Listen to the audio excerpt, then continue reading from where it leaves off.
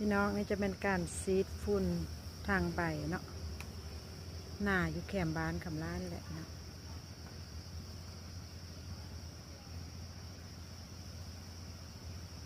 ซีดฝุ่นแบบนี้ก็จะได้ใส่หลายคนได้พี่น้อง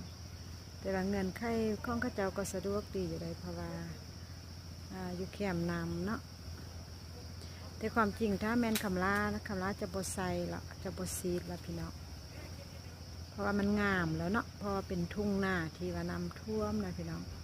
เขาจะงามเลยพี่น้องแต่กระโบหูเนาะเจ้าของนาเพิ่นก็คืออยากให้เพิ่มผลผลิตหลายๆเลยนะพี่น้องเนาะก็เลยว่ามาลองซีดทางใบว่าสันเด็พี่น้องแต่กำลังเสื้อว่ายานสีอ้วนะพี่น้องเพราะว่าพี่กายแล้วก็ซีดเนาะซีดแล้วก็เห็นให้ใบไล่นะพี่น้อง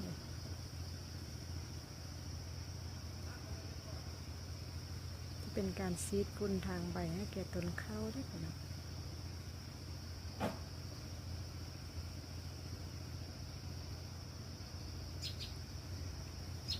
นาก็จะกลายเป็นแบบนี้ก็ได้พี่น้องจากน้ำท่วมนาตอนนั้นเนาะมาฮอดตอนนี้ก็เขาก็งามอ่ะพี่น้องแต่ว่าเดี๋ยวนี้เราก็จะเห็ดหัวล้อมหัวออมน่องเนาะเพราะว่าเราปล่อยป่าเราได้พี่น้องเห็ดให้เราแปลงหัวเห็ดหัวใส่เนาะเพื่อบ่ให้คนขโมยป่าอยู่ในน่องเรา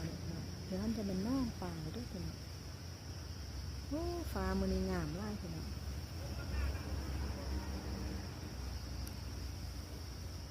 ฝนตกแล้วก็ฟ้าแดดพี่น้องฝนตกแล้วก็ฟ้าแดดประมาณนี้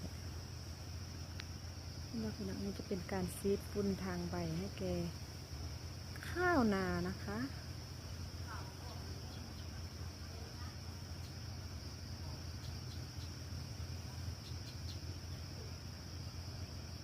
แต่ความจริงเขานี่งามไล่เราพี่น้องงามเทงามยาเนาะจากฝุ่นจากน้ำท่วมนะพี่น้องก็ได้เอาฝุ่นอันนั้นมาใส่หน้าเต็มทีแล้วแหละถ้าแมนคำลาเองคำลาจะบดซีดเลยเด้อพี่น้องแต่ว่าเจ้าของนาเป็นคนแต่ว่าจะได้กับพี่ที่พี่ท่านนะพี่น้องเนาะเห็นว่าโอ้ยพี่ซีดลองเบิ้งพี่ซีดลองเบิ้ง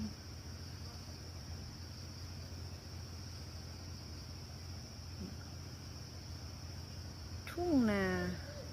แคมบานคำร่าเองค่ะ